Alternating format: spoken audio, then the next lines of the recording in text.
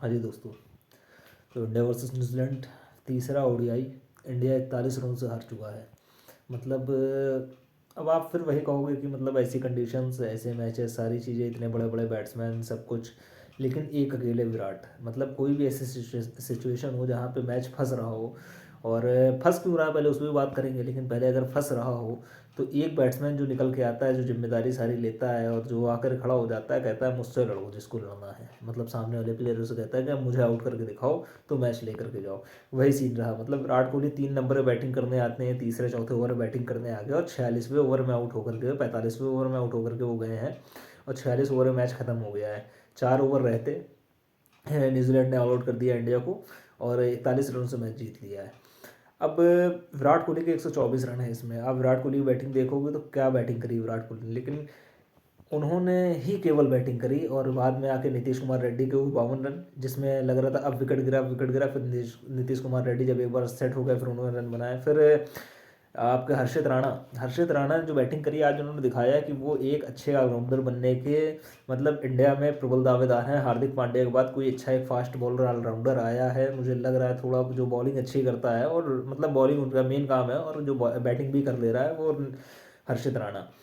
यार हर्षित राणा ने बनाए हैं 54 रन और क्या ही बैटिंग करी है उन्होंने। मतलब स्पिनरों को मार रहे थे, उनको बस वही फास्ट बॉलर ने उनको पकड़ भी लिया बाद में कि उनको बार बार वो गेंदबाजी कर रहे थे कि शॉर्ट पिच रख रहे थे, वो फंस रहे थे।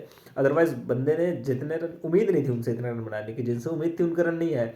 जिनसे उम्मीद हमेशा से रहती है उनका रन ऐसे मैचेस में नहीं आता है। मैं रोहित शर्मा, केएल राहुल अरसे से इनको मैच खेलता देखता आ रहा हूँ। जब मैच फंसा होता है, कोई मैच में सिचुएशन ऐसी होती है कि हाँ यार दो अढ़ाई मैच है, तो वहाँ पे ये दोनों बैट्समैन के मैंने कभी रन नहीं देखे। मैं बहुत ही वैसा स्टेटमेंट देख रहा हूँ कि रोहित शर्मा के भी रन नहीं देखे, लेकिन हाँ जहाँ पे ऐसे होती है सिचुएशन कि आज परफॉर्म करना बहुत ही ज़्यादा ज़रूरी है, उस मैच में कोई परफॉर्मेंस रोहित शर्मा और केएल राहुल की तरफ से नहीं आती। हालांकि केएल राहुल की इससे पिछली इनिंग में शतक है, लेकिन उनको भी क्रिटिसाइज मैं इस वजह से यहाँ पे केवल थोड़ा सा कर रहा हूँ कि आप देखो उस सिचुएशन में जब विराट कोहली इतनी फ्लुएंट बैटिंग कर रहे थे, आपने आके केवल अपना विकेट संभाल कर रखना था। श्रेयस अय्यर ने विकेट अपना फेंका, केएल राहुल को वो सॉफ्ट डिसमिसल, सीधे गेंद बल्ले पे लगी हो, कैच हो गई।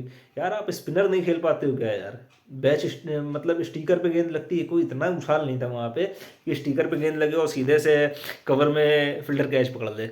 और उसके बाद से रोहित शर्मा की तीसरे मैच में लगातार रन नहीं है और आप 11-10-11 रन बना के आप आउट हो जा रहे हो। और आप इतने सीनियर प्लेयर हो कि आपकी जिम्मेदारी बनती थी कि आप एक एंड पकड़ के चलते यार। मतलब 338 रन थे और आपने देखा 4 ओवर पहले इंडिया मैच जीता, 41 रन हारा है और 41 रन से केवल हारा है। यानी कि 4 विकेटें अगर आपके हाथ में होती 4 ओवर में 41 रन, ऐसा नहीं थे कि 4 ओवर में आपको 60-70-80 रन बनाने थे, तो मैच आपके हाथ में आ सकता था। लेकिन शुरुआत में आपने थोड़ा रोक के खेलना होता है, फिर सेट होने के बाद आप कवर बराबर कर दोगे। आप हर मैच में पहली गेंद से कौन सा इंटेंट दिखाने चले जाते हो, किसको इंटेंट दिखाने चले जाते हो, किसका क्या साबित करने चले जाते हो, मुझे ये नहीं समझ में आता है।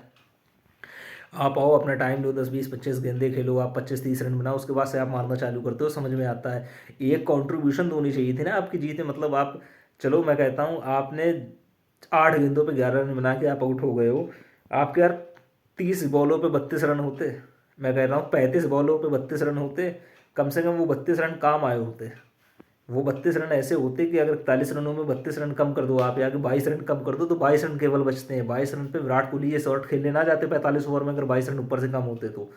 कहने मतलब ये, और विराट कोहली भी तो यार एक मतलब ऐसा बैट्समैन है ना, आप दूसरे से दूर कहीं सीखने जाओगे, श्रेयस अय्यर को, शुभमन गिल को, केएल राहुल को, ये सब लोगों को सीखना चाहिए कि एक बैट्समैन ऐसा है जो पिछले 10 सालों से, 12 सालों से लगातार आपको मैचेस जिता के दे रहा है। उसका एक टेम्पलेट है, वो उस टेम्पलेट से खेलता है। विराट कोहली के सामने रोहित शर्मा ने कितनी ही बार दोहरा शतक मारा है, कितने प्लेयरों ने दोहरा शतक मारा है, लेकिन उस बंदे ने अपनी गेम को समझा, वो अपनी गेम को बदलने नहीं जाता है, वो अपने टेम्पलेट से खेलता है। उसका क्या टेम्पलेट है कि वो हर दूसरे दिन आता है और शतक मार देता है। मतलब पहले वनडे में उसके 94 रन, इस वनडे में उसके इतने रन, और एक आप बैटिंग करने जाते हो यार, पता नहीं क्या बैटिंग करते हो आप। पहले ओवर से आपको इंटेंट दिखाना है, ये दिखाना है, वो दिखाना है, आप इतने बोल्ड रन पे देख रहे हो। डू और डाई वाला मैच है। शुभमन गिल से मैं फिर भी, क्या उन्होंने एक शॉट मारा, एक गेंद अंदर आई, वो बिल्कुल समझ ही नहीं पाए क्या है क्या नहीं है।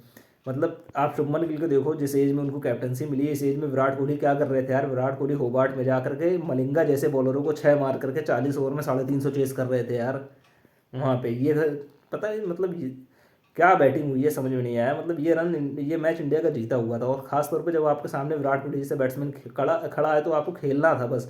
नीतीश कुमार रेड्डी ने क्या किया, बस खेला ही दो, अपनी इनिंग स्ट्राइक को रोटेट किया, उसके बाद उन्होंने 2 4 6 मारे, हिसाब बराबर किया, मतलब स्कोर अपना बराबर किया, जो गेंदें ज़्यादा थी जो रन उनके कम थे।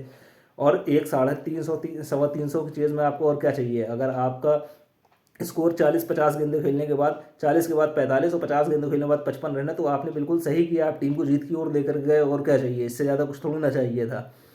लेकिन वो गैर जिम्मेदाराना तरीके से खेलना इंडिया के बैट्समैन पे मतलब भारी पड़ गया, और मैच हार गया इंडिया, और सीरीज़ भी हार गया। न्यूजीलैंड ने पहले आपको ओडीआई सीरीज टेस्ट सीरीज़ हराई थी पिछले साल, अफ्रीका ने आगे टेस्ट सीरीज़ हराई, आपको ओडीआई सीरीज़ हराई, अब न्यूजीलैंड ने ओडीआई सीरीज़ हरा दी आपको। अब इसके बाद T20 सीरीज़ है, उसके बाद आपने खेलना है सीधे T20 वर्ल्ड कप। तो अब देखते हैं कैसे क्या होता है। फिलहाल तो इतना ही, बाकी बातें फिर किसी वीडियो में करेंगे।